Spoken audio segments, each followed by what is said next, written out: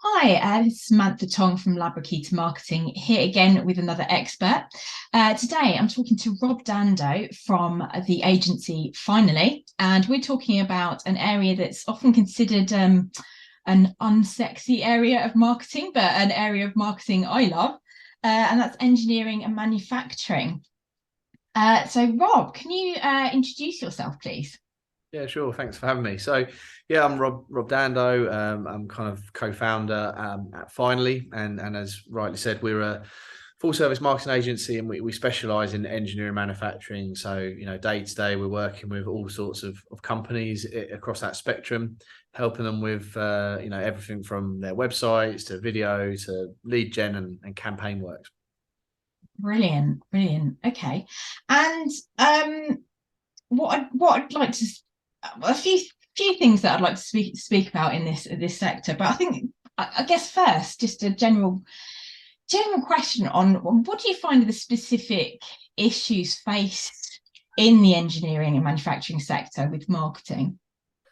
I think, I mean, probably wouldn't, they maybe don't see it themselves, but I think one of the major factors is just a lack of understanding, appreciation of how important marketing truly is.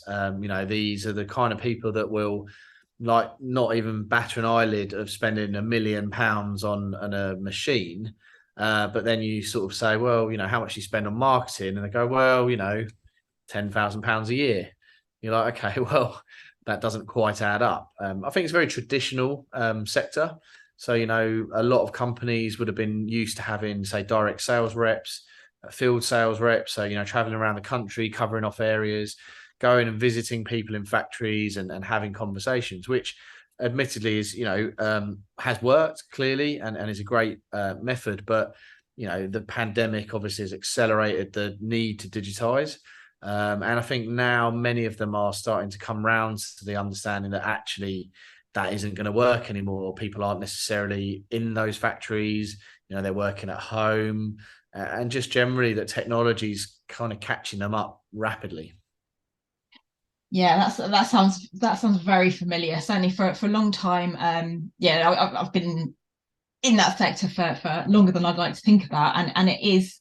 I guess part of the our job is convincing explaining just how important marketing is Yeah. to the sector and how it will make a huge difference to their bottom line. Yeah, definitely. I think, generally though, what I have found is once there is an understanding or an appreciation for it, then they're kind of all in. Yeah. And that's great as well. Obviously quite logical brains in many engineers, and a lot of senior people in these companies, started life as engineers. And so they've got that appreciation. They understand like research, they appreciate development and testing, and so when I start to get into those conversations saying, we want to do this and we want to test it and we want to, see what the data say, and that kind of music to their ears. Yes. Yeah, absolutely. The fact that I think that those of us in marketing that can go to these guys with facts and figures to back up what we're saying, and that Yeah. we're not the colouring department, we're not the brochure department, we make a genuine difference to your bottom line. I think they are very receptive to that, and there's a lot of research out there that just shows how big a difference marketing and brand in Yeah. particular makes.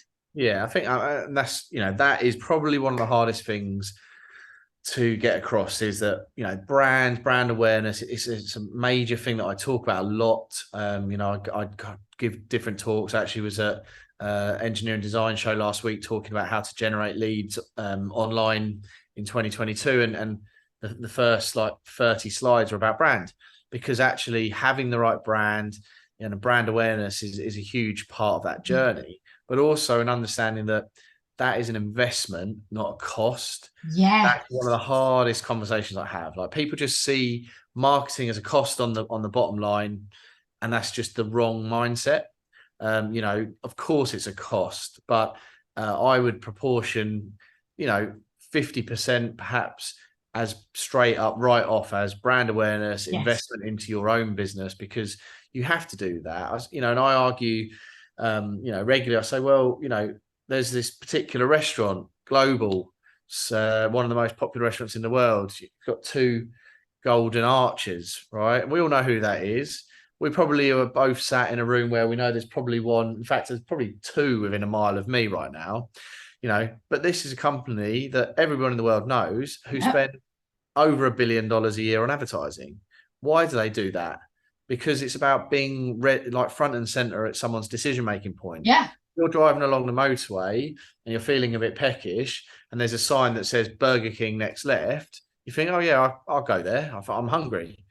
If it's a sign that says McDonald's, or their ad saying McDonald's 250 yards next left, you think, oh yeah, I'll go there. That is marketing. They have to be in your mindset when you're ready to make that decision. And obviously, as we both know, the B2B buying process is considerably longer. Yes. But actually, the stats are saying that mostly over 70% of a buyer's mind has been made up before they have that conversation, that initial reach out. So they're doing that research. And if you're not there, if you're not front of mind, if you're not in the places that they're looking, they're reading, they're researching, your competitors will be. Absolutely.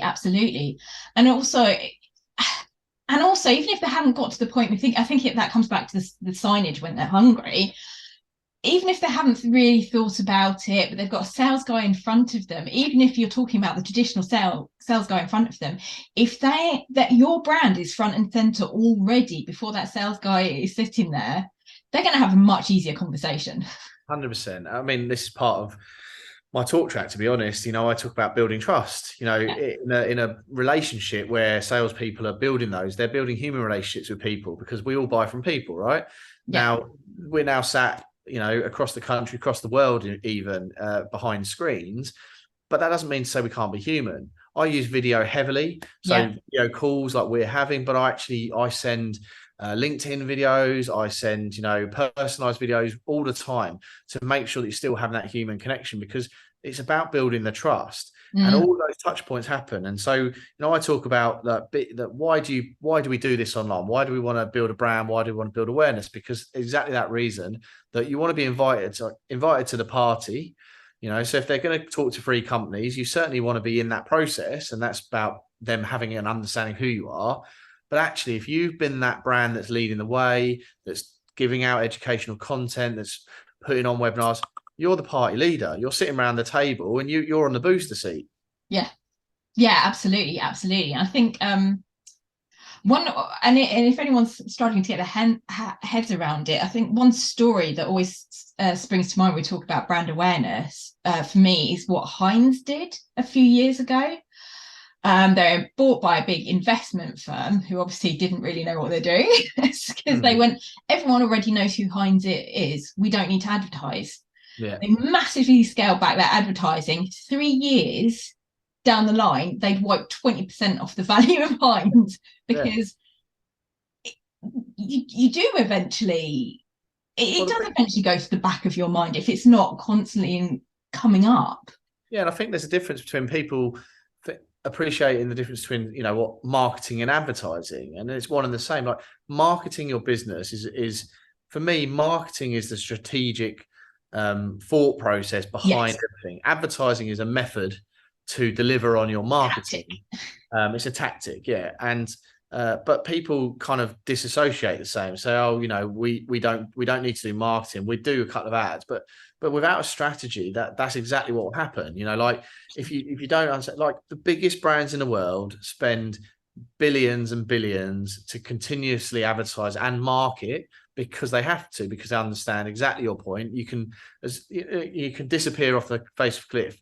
I would love to have been in the fly on the wall when the Nokia CEO got a tap on the shoulder to say, hey, Apple have actually just like wiped the floor and gone past us now, because they weren't ahead of the curve. They weren't thinking about it. They felt in a position of power that they didn't actually own. No one has. If you're not constantly like looking at your customers, understanding what your customers want, delivering products and services that they need, and then marketing those products and services, you could disappear. Absolutely. And it's music to my ears. You saying get the strategy right first. Don't ignore the strategy, because that's 100%, including what the brand actually is. Mm. Because that's what I concentrate on with most of my clients is the strategy.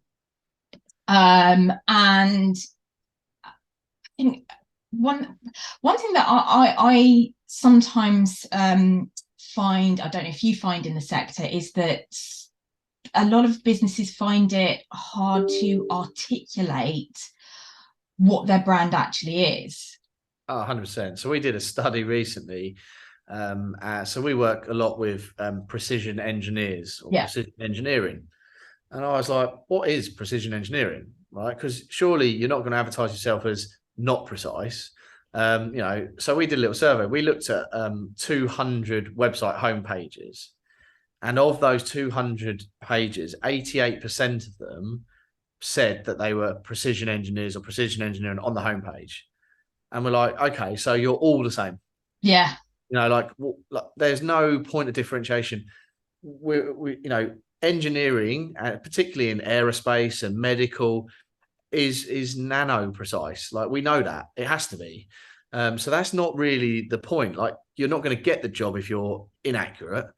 So you don't need to talk about that. We need to talk about, like, what are you doing to solve the customer's problem?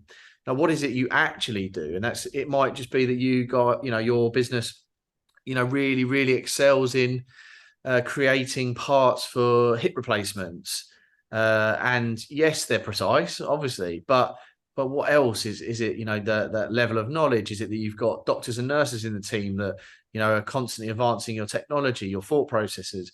There's always something behind that layer that we need to uncover. That I'm sure you do when you're working with clients. It's like trying to help them break that down and go, yeah, okay, but why? And that's what is that word, why. Push them, why, but why? And then when they really think about it, okay, but why? And you get them down and down and down until they kind of go, oh, yeah, I get it. yes, And they go, okay, cool. Let's talk about that. Let's not just say that we are precision engineers or, we do this, because that doesn't matter. Like, that's a given for me. It's like the classic in any company that says, oh, we've got a high level of customer service. Well, I hope so, because I'm not going to work with a company that's got a poor one.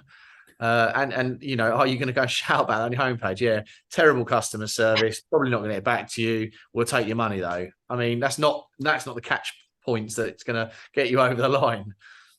yeah, exactly. I guess, and it all. I love that, the why, because that's very much the conversation I often have with clients, and it starts with, do they really understand their customer and their customer's needs and requirements? Because sometimes it's bringing them back to that. And in this sector, I think more so than in other sectors, it's understanding that the person they're speaking to isn't necessarily the decision maker or the only decision maker. There are other decision makers and influencers they need to think about as well. And they're slightly different needs. Yeah, but then you need to talk to them all at the right level. Yeah. So when we run advertising campaigns on behalf of clients, that is exactly it. Let's really dig deep into these personas and understand actually what is the buying journey within that company. So, if it's for a tooling company, we've just done a product launch with a large tooling company. We're launching a new product with them, and it was really kind of digging down to understand, okay, well, we understand that procurement or finance are probably going to sign the purchase off, but actually the person that wants the tool is the engineer. So the biggest influence we need to have is on the engineers. We need the engineers knocking on the door of their bosses, their line managers, going, I want this tool, and here's the reasons why. And so we give them those reasons, that it's going to save them time. It's going to be less tool changes. It's going to, can work across materials. All the things that they're going, oh, that's going to help me do my job better. So we tell the engineer, and then later on we have other pieces of information that then talks to the finance person, and it might be, potentially sometimes you have to talk about costs. Top line, it might look like it's an expensive part, but actually, have you considered this, and this? And actually, when you break that down, it's going to work out cheaper for you in the long run. So you've got to produce content that speaks to your different audiences at the right time, but is also completely aligned as a single campaign, because you can't contradict yourselves. We can't tell the engineers one thing and the finance another thing, and then they get into a heated argument in the, I don't know, canteen. So it's a tricky thing, but it comes back to that word that we've both said. It's the strategy. I think a lot of misunderstanding around marketing is that like you said, we color in things, we produce some fancy brochures, we can run some ads, but actually, it's the thinking, and that's where 25 years experience comes in. It's about understanding what does and doesn't work, and having tried things, tested things, and being able to go, look, it sounds like a good idea and on paper, but actually, that doesn't add up, or the data tells me something different. Because fundamentally, it's not a personal decision. A lot of what we do creatively is opinionated. I could design something that you think is amazing, but someone next to you thinks, well, I don't like it because I'm not a massive fan of pink. That's just in the personal opinion. But what can't be detracted from is that if the strategy and the reasoning is correct, that can't be argued because the data tells you that. Yes. Which brings me back to something else that often comes up in my conversations with clients, and back when I was client side as well, which I don't know if you come across, is reminding clients, you're not your customer. Yeah. But just because you don't like it, whether you like it or not is almost irrelevant. Is it going to connect with the customer? And reminding, especially in this kind of sector as well, reminding them that, okay, your audience might be technical, but they still only have a small amount of time. You've got to grab their attention before they even want to look at the technical details. So again, I guess that brings it back to customer journey again, and getting the right level of information as well as the right message at each stage. But also, and that's a great point about the technical, and it's one that I've mixed opinions on, because there's a time and a place to be technical, right? Yes, some of these people are highly technical, but that's what they do all day long for their job. Yeah. So that isn't necessarily what they want to be seeing in an advertising, because that's still testing their brain. What you actually want to do is attract them with something, because they're still humans. We go right back to what I said is, we're humans. We're trying to build a relationship. So's marketing. It's trying to build a relationship with a brand or a product. We all have such affinities. Apple are one of the best in the world at that. Apple do not sell any of their products on features. They sell it on benefit. That if you think about Steve Jobs, and it's one of the most famous deliveries of it in probably my lifetime. It will become synonymous, because he walked on stage with that iPod, the very first iPod. He didn't say, here is a 32 gigabyte hard drive that can do XXX. He walked onto stage, he held up this little thing that no one had ever seen before, and he just went, here's 1,000 songs in your pocket. Yes. And that is how to sort of, and you're like, okay. And same with phones. When they first brought out the first waterproof phone, they didn't say, it can be submerged to this because it's got X, Y, Z, protect. They just went, basically throw some water at it. So technically, yes, there's a time to be technical, but that is in the consideration stage of anyone's journey. What you actually need to do is just get to talk to these people as humans. So when we're talking this particular product campaign, we're basically just saying, we're going to save you time. Yeah. Do you want to be time saved? Yeah, you do. Okay, cool. Find out a little bit more. Then they'll go, okay, that's caught my interest. Let's find out. Then we can get into technical. We're going to save you time because, you do not have to change the tool head X number of times because it can do blah, blah, blah, blah, blah. And then they'll go, okay, that's brilliant. I'm now intrigued. And then they might want to go further detail for the detail-oriented technical person. Okay, how does that work with this and this and this? And we can give them all that information, but you don't need to give them that information at the top. And as you said, it's about remembering that this is for customers, not the people. And I think that the hardest thing is sometimes take a step back. Yeah. I always ask them, go and visit your website homepage, load it up, and then say, if you showed that to your nan or your granddad or whatever, could they tell you what you do? And then they'll go, no. I'm like, there you go. That's the acid test. My mum is my acid test for things. I go, Mum, did you understand that? She go, oh yeah, I do. I'm like, cool. Brilliant. That's a great idea. Because that's precisely. And I think sometimes, and I imagine no engineer would want to admit it, but I think in reality, because of our psychology, they've made the decision before they're even looking at the actual technical data. Yeah. If anything, it's reassurance they've made the right decision. Yeah, but I think again, like we're kind of stereotyping a little bit, and I think that's what happens is say, oh, they're engineers, they're very technical people, they need information. Well, if that was the case, like how do they buy trainers and how do they buy clothes? Because Nike's adverts aren't telling them, the sole is made of this rubber, which gives you, this level of bounciness on your foot. They're just going like, these are cool trainers. They look good on you. Do you want to buy a pair? Yeah, absolutely, absolutely. And it's that it's the core and understanding what that core benefit genuinely is.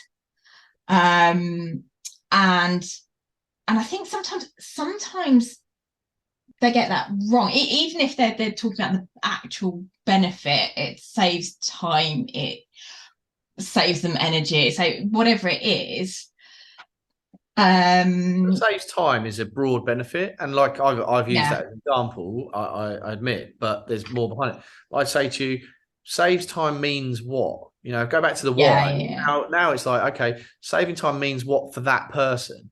So does that allow them to, develop more product? Does it allow them to create more product? Does it allow them to test things better? What is the why and what? Stress. Talk about firefighting. You talk about time saving was what made me think of it, because I remember one. I think sometimes the business leaders, the owners of the company, the managing directors, they think they know and really understand the customer's needs, but they're not necessarily communicating with the guys on the ground, the customer service people, sales people. And actually, one thing that always jumps to my mind with this one is that I was client side, running a campaign for aggregates, or we were going to, and we had all this stuff from like an international level. This is what we're talking about. It was all about efficiencies and making sure the plant runs all the time. But actually, okay, this is important, but the reason it's important is actually these guys are running around like headless chickens and they don't have time. And the idea of having to put all this new stuff in, or this condition monitoring and better bearings and this, that, and the other, was just, oh no, I haven't got time to think about it. So actually what we needed to talk about is, well, are you wasting man hours? Because that's something that makes them sit up and go, I really hope not. and listen. Yeah, just finding what works, and sometimes, for me, that's the true sense of a marketer or strategist, is because you're trying to get to the heart of the problem and then find a solution to solve that problem. And that problem solving is the key, element. I mean, the little things, I walk around all day long with certain things that just seem to kind of, I don't understand how it's got to like even delivery. I mean, a classic example, actually, this is something that I'm going to have to try and share with the world more, because it just seems illogical. Maybe it's just me, but say the self-checkouts, right? There's a Sainsbury's behind me. They've just put new self-checkouts in, and 2 of the terminals are card only. So you can't even put money in. They don't exist. You have to pay with card. You go to checkout, you press checkout, then it says, have you got any bags? No. And then it's to pay. And then it says, choose your method to pay. Well, yes. Card-only payment system. So surely, I'm not saying you can't pay with a gift card or you can't pay with vouchers. You can. But why can't they default to card payment? Because that saves probably, I don't know, 10 seconds, right? But actually, it's another press of the screen for me that just annoys me. And it's 10 seconds, which if you took 10 seconds for every single transaction that happens in a little store here, multiplied that across the UK of all these checkouts, that's a lot of time that's been wasted just simply for somebody to press that they're going to use the card machine to pay by card. Yeah, that's funny. I had the exact same experience yesterday. I thought exactly the same thing. Like, but it's card only. Why are you asking me if I want to pay by cash? Like, even when they were cash, right? I could probably just rip it to pieces. But I was like, hang on, if the machine, like the software is clever enough, it should default to card, because I would guess, I don't know, I would guess that 85 to 90% of transactions are card.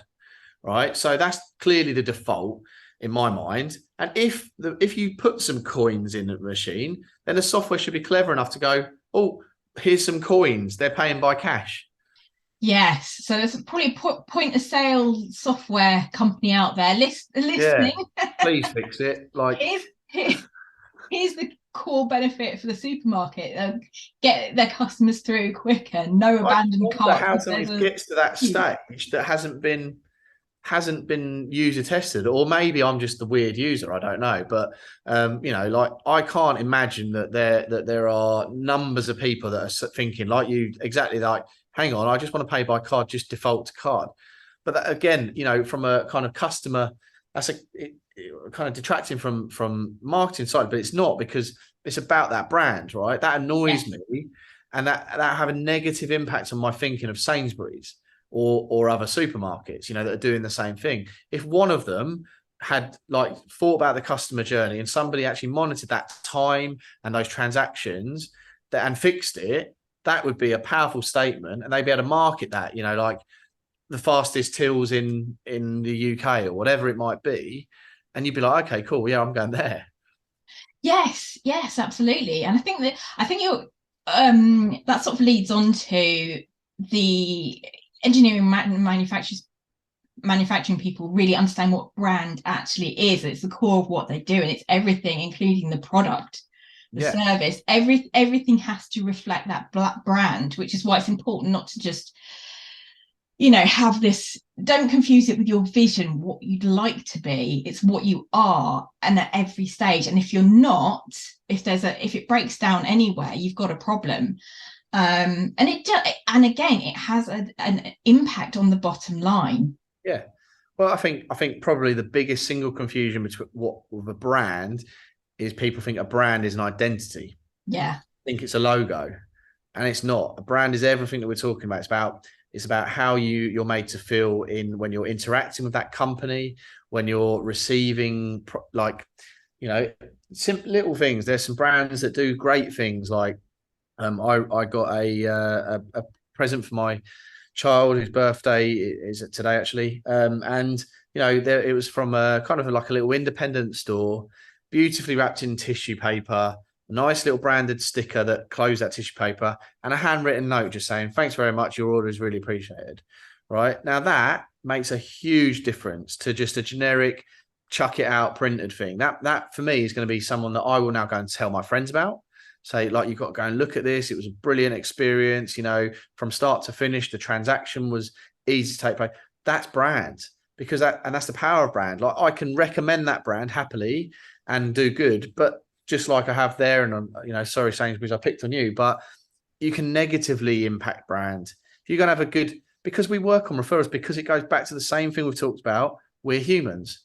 And if I was coming up to where you lived, and I said, Samantha, like, I'm in your area, I'm staying here, can you recommend a good restaurant? You'll recommend me a couple that you've had a good experience with, good food, of course. It's all part of the brand, and you might very well say, I'd avoid that one. Yes. The same thing. It's because we operate as humans, and marketing is exactly that. It's about delighting your customers, and following that customer journey all the way to the very end, because your customers should be your greatest referrers. And that's the easiest type of business to win. Referred business. It's the most valuable and easiest business. And it's the business that every company should be caring about the most. Yes. And another element of brand that I think it is overlooked, and I think it's a huge issue with engineering and manufacturing, because I don't know if you get involved with this side, but because I mean, I was also at an engineering manufacturing trade show last week in Scotland, and the thing that kept coming up again and again and again, you think it was energy prices considering what's going on, but it wasn't. It was staff. It was getting and retaining staff. And I think employer brand needs to be part of the picture too. Definitely. I mean, it's not just affecting engineering manufacturing. It's across the country. It's probably the hottest topic when I'm talking to any business leader is recruitment, and exactly that. It's something that we we're trying to recruit and we're going through similar problems, and it makes you really take a look at everything. And again, your brand, your employer brand, that matters. Again, in the talk that I gave, I said that it's a key element. It helps you to like retain and gain employees because they want to work for a company that they're proud of. And that goes down to everything, like treat a brand like a human. That's what we do. Like how does your brand look? That's your identity and brand assets. Wearing branded clothing, potentially having, brand, I don't know, branded cups or whatever it might be. That's all part of it. Down to whatever level, the wall behind and all of my window frames, they're actually are patent, like the patent matched color. It's not black. It might look like it's black. It's not. I'm not the designer. It's a slightly off black. It looks black to me, but it's black. It's a special black. And that's the level of detail that we go to because we're in this world, we're in this business, and the little things make the big difference. But when people come into our office, they do comment on that. They're like, oh, wow, like everything matches. And, that's because it's important to build that brand. When we're trying to employ people, we want to show them that it's a nice environment. We've got great clients. Of course, we pay well. We look after our staff. But they need to see all of that. And a lot of engineering companies, they don't have any form of cultural aspects at all. They don't show it. They don't have a social media channel. They're afraid to admit they're humans, that they go out, that they have fun together, that they can operate a machine and tell a joke. They can laugh, they can cry, and it matters. But also, there's a massive preconception, and I don't know how we change this as a sector, but for the younger generation, they just think it's like if you ask like young people, like what's engine manufacturing, they, for some reason, they like to say, oh, like boiler suits, dirty, oil. I mean, honestly, some of the factories that I'm going into at the moment, you could eat your dinner off the floor. Yeah. These things, they're like operating theatres. They're so clean, they're so high tech. You've got robots like buzzing around, you've got automation, you've got, like, as we say, precision engineering to like the microscopic levels of accuracy. These are high tech businesses. They're really exciting. And, for anyone that's sort of at that younger age thinking about that career move, and also as we're both here, we're both marketers in this sector. Like there's much more than just like someone operating a tool. Yeah. Absolutely. And I love that. Treat your brand like it's a person. Yeah. Because you do have that, people do have an emotional connection. Like, bring it back to McDonald's, you have that, whether you like it or not, there's some form of emotional thought that goes through. And I think in engineering and manufacturing, sometimes they think it's not, emotions are irrelevant. It's all facts and figures. Emotions is what people buy on, right? We're humans. We're humans. We buy on emotion.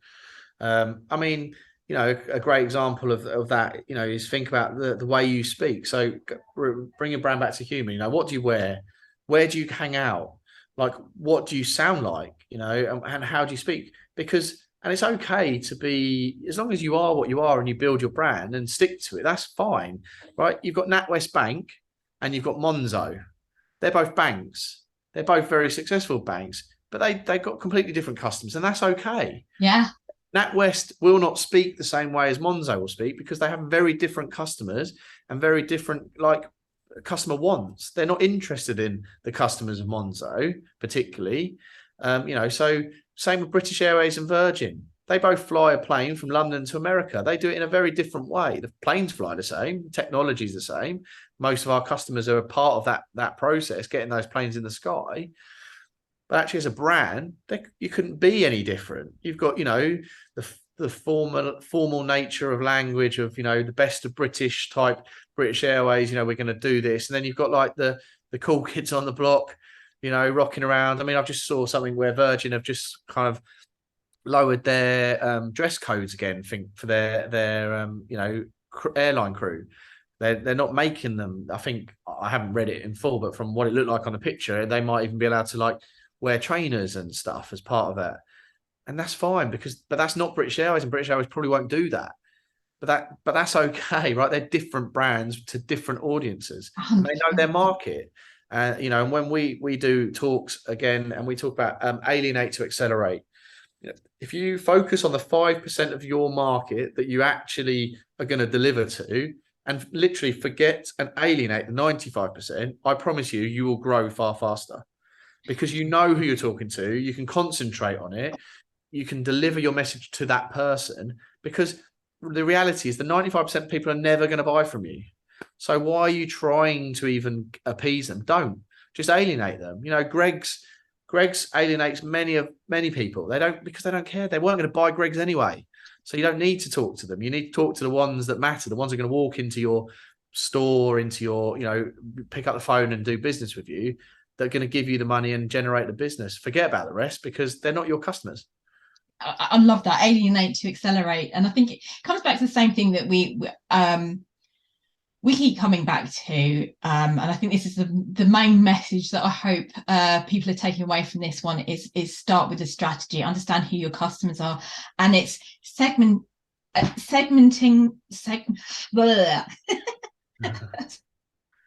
STP, as we call it, segment, target, position. Yep. Segment the you know, you'll have a general sector, but within that there are segments. Who do you actually want to target? Who's the best fit for you? And then you can come up with a marketing strategy that works. 100%, yeah. Or Brilliant. call up a third party to get fresh eyes on it, and that's it. You know, 100%, yeah. you know, like people that you can get so enclosed in your own business that you can't see the wood for the trees. Yeah, I think that's what it boils down to. So brilliant, thank you for that.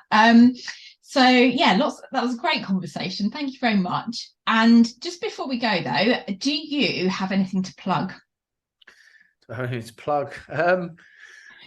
Actually, I don't really. No, just, you know, if people want to find out a bit more, I mean, I love talking to people and helping. So feel free to connect with me on LinkedIn. You know, we've got the podcast series that we run out, which is talking to marketers in engineering and manufacturing. So if you are a marketer and you want to catch those, then there's some really interesting conversations, people in your positions, and like the tricks of the trade, I guess, and what do people do. So yeah, feel free to check that out. It's on Spotify and Apple and all of the usual places. Fantastic, thank you for that. I will put those links on my webpage when I publish this video. So if you're watching this, it's up there. Brilliant, thank you so much. No problem. And thank you everyone for watching. Yeah, thank you very much. Take care. Bye.